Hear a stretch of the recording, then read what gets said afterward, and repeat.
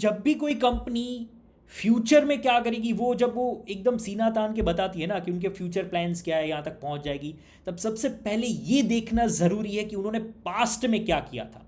तो उससे हमें उतनी उम्मीद रहेगी कि हाँ, ये पॉसिबिलिटी है कि ये फ्यूचर में भी कुछ अच्छा करके दिखाएगा। प्रमोटर के अंदर वो आग होगी ना कंपनी को एक लेवल पर पहुंचाने की, तो वो धंधा ग्रो हो जाएगा। ब्लैक बॉक्स के एनुअल स्टेटमेंट पे चलते हैं।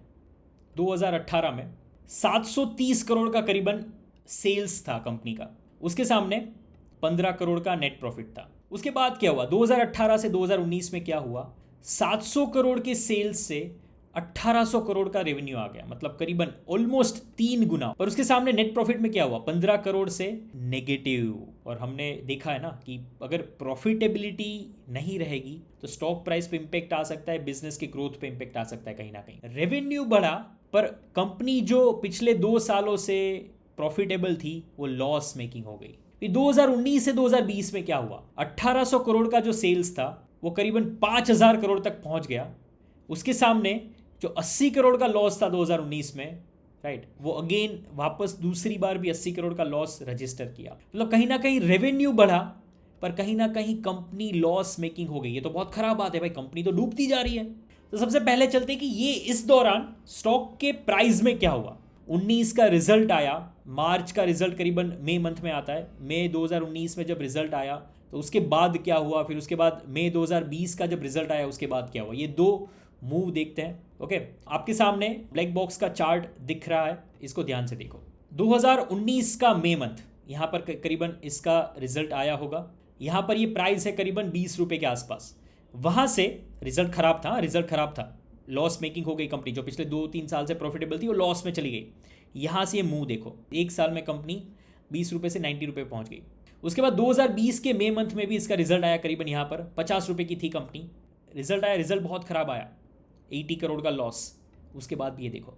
ओके, तो यहाँ पर तो यार हमने जो भी अभी तक सीखा था, जो भी समझा था, ये तो सब चीज़ें फेल होती हुई नज़र आ रही है कि भाई कंपनी ने लॉस किया, नेगेटिव कंपनी, तो स्टॉक प्राइस क्यों बढ़ रहा है। तो क्या फिर हम जो अभी तक मार्केट को समझने की कोशिश कर रहे थे, बिजनेस को समझने की कोशिश कर रहे थे, फंडामेंटल एनालिसिस जो करने की ट्राई कर रहे थे, ये तो सब फेल हो रहा है। या तो भाई यहाँ तो ये तो प्राइस तो ऊपर जा रहा है, नहीं जाना चाहिए, प्राइस गिरना चाहिए, ऐसा हो रहा है ना। तो चीज़ों को समझते हैं कि क्या एग्जैक्टली हुआ था। 2018 से 20 ऐसा वक्त था जब क्या हुआ कि यूएस के अंदर ब्लैक बॉक्स करके एक बड़ी मशहूर कंपनी थी, पर ये बहुत ही ज़्यादा डेट के अंदर थी, बहुत ज़्यादा उनके पास कर्ज था। लॉसेस को कंट्रोल करने के लिए, बिजनेस को चलाने के लिए डेट लेते गए, इतना लोन ले लिया। अभी वो लोन का इंटरेस्ट, लोन चुकाने के लिए पैसे नहीं थे, क्योंकि धंधे से उतना पैसा आ नहीं रहा था, एकदम खराब बिजनेस हो गया था। कंपनी को ऐसे रन नहीं कर सकते थे, ऑलमोस्ट ऐसी कगार पर आ गई थी कंपनी की, कंपनी को बंद करना पड़ रहा था। उस टाइम पे कंपनी ने पूरी दुनिया में ढूंढी ऐसी कंपनीज, ऐसे ऑनर्स की कोई हमें खरीदने के लिए अगर तैयार हो तो। फिर क्या हुआ, 2019 के जनवरी में इंडिया की एजीसी नेटवर्क ने, जो एसआर ग्रुप की कंपनी है, एसआर ग्रुप जो बहुत बड़ा ग्रुप है इंडिया का, जो पेट्रोलियम और ऑयल सेक्टर के साथ भी जुड़ा हुआ है, उसकी ही एक कंपनी है आईटी सेक्टर की, राइट। उन्होंने क्या किया कि ब्लैक बॉक्स को खरीद लिया। ओके, ब्लैक बॉक्स जो थी वो बहुत ज़्यादा कर्जे में थी।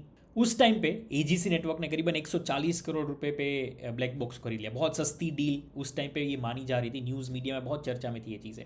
खरीदने के बाद एजीसी, जब कोई भी कंपनी एक लॉस मेकिंग कंपनी को खरीदती है ना, तो उसके पीछे कुछ मकसद होते हैं।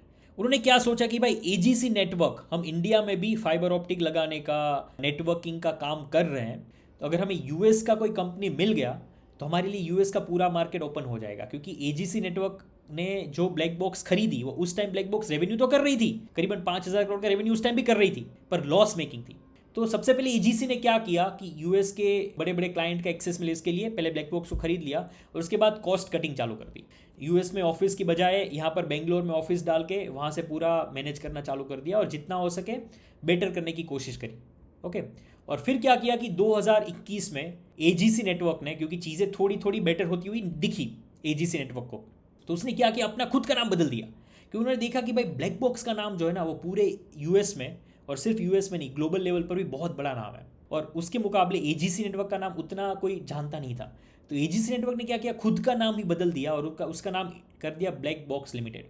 ठीक है, तो ये पूरी चीज़ ऐसे हुई। ब्लैक बॉक्स यूएस की कंपनी थी जो बहुत कर्जे में थी, उसको इंडिया की एक कंपनी ने खरीद लिया और उसका नाम 2021 में कर दिया ब्लैक बॉक्स लिमिटेड।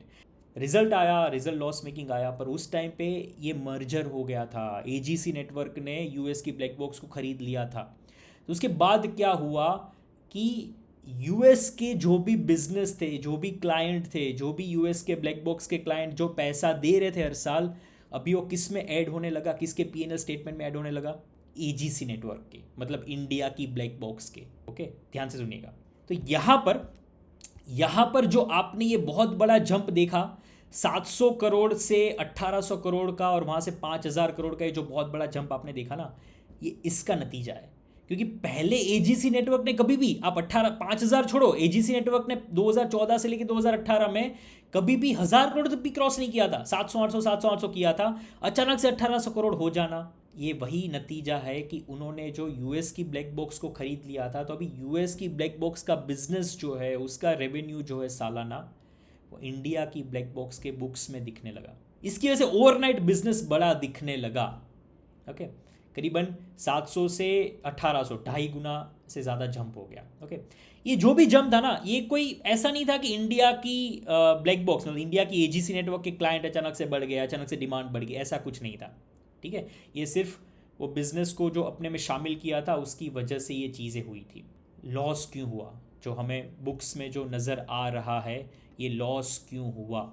ओके, वो देखते हैं।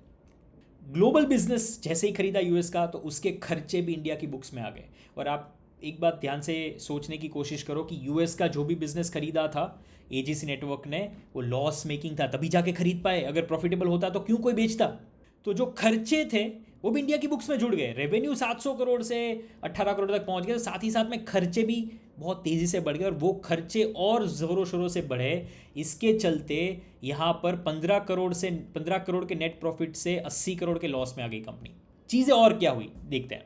देखो, यूएस में एम्प्लॉय कॉस्ट बहुत ज़्यादा था, क्योंकि यूएस के अंदर एक रूल्स होते हैं कि कोई भी एम्प्लॉय को अगर आप हायर करते हो तो उसकी पोजीशन, उसके एक्सपीरियंस के चलते आपको एक फिक्स्ड उसको पगार सैलरी देनी होती है। इंडिया में ये चीज़ें उतना स्ट्रिक्ट नहीं है, राइट? इंडिया में कंपटीशन उतना ज़्यादा है।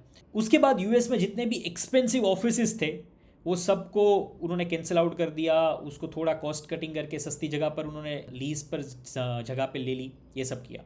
तो उसके बाद थोड़ा थोड़ा तो खर्चा कंट्रोल में आया, पर खर्चा कंट्रोल में आते आते टाइम लग गया। ये सब अभी क्या चल रहा है कि खर्चे को कंट्रोल करने का काम चल रहा है। अभी वो सवाल के ऊपर नज़र दौड़ाते कि प्राइस में इतना बड़ा मूव कैसे आया।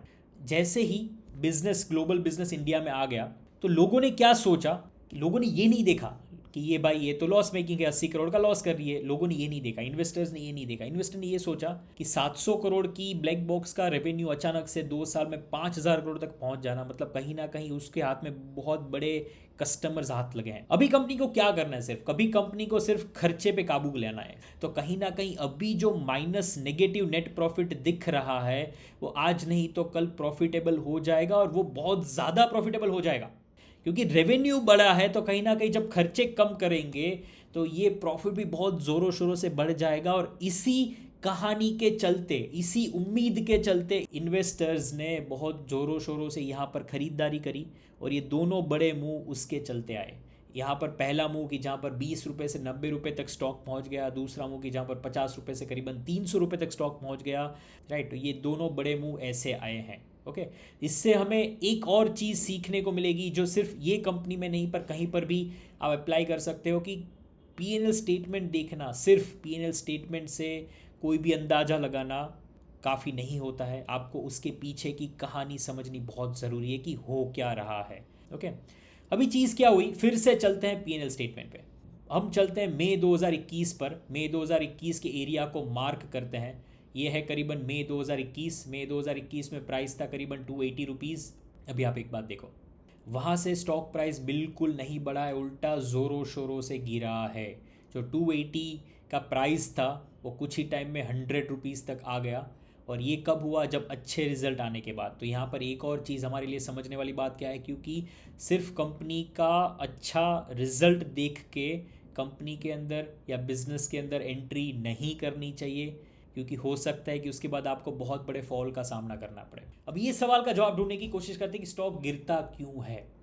2019-20 में जो भी बड़े मूव आए थे, पहले ये जो भी 2 बड़े मूव आए थे, उसमें ऑलरेडी कंपनी ने इसके आने वाले ग्रोथ को प्रिडिक्ट कर लिया था। ये जो 2021 में जो ये प्रॉफिटेबल हो गई ना कंपनी, 78 करोड़ के प्रॉफिट दिखा दिए, वो ऑलरेडी मार्केट ने प्रिडिक्ट कर लिया था कि ऐसा होगा, क्योंकि कंपनी का रेवेन्यू बढ़ चुका है, कंपनी के पास अच्छे क्लाइंट्स आ चुके हैं। अभी सिर्फ कंपनी को अपना खर्चा कम करना है, अगर खर्चा कम कर लिया तो ये ऑलरेडी हो जाएगा। ऐसा 2 साल पहले 2019 के रिजल्ट के बाद ही लोगों ने सोच लिया था, और उसके चलते ये जो दो दो बड़े मूव थे ना, 2019 वाला मूव और 2020 वाला मूव, ये दो बड़े मूव उसके पहले ही ऑलरेडी आ गए थे।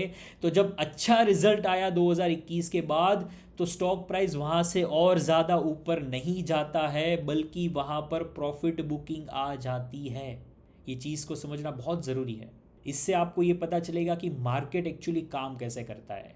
अगर आप सिर्फ चार्ट देख के काम करते हो, आप फंस जाओगे। अगर आप सिर्फ फंडामेंटल P&L स्टेटमेंट देखकर काम करते हो, सिर्फ आप रिजल्ट देखकर काम करते हो, आप फंस जाओगे। आपको पीछे की कहानी समझनी पड़ेगी कि कहाँ पर स्टॉक के अंदर निवेश किया जा सकता है, कहाँ पर अभी बिजनेस अच्छा है, कहाँ पर ग्रोथ कंटिन्यू रह सकता है, और कहाँ पर अच्छे रिजल्ट के बावजूद भी गिरावट आ जाएगी। पूरा वीडियो देखने के लिए यहाँ पर क्लिक करें। हमारा अगला वीडियो देखने के लिए यहाँ पर क्लिक करें। पिछला वीडियो देखने के लिए यहाँ पर क्लिक करें। और अगर आपको हमारा ये चैनल और हमारे एफर्ट्स पसंद आ रहे हैं तो हमारे चैनल को सब्सक्राइब जरूर करें।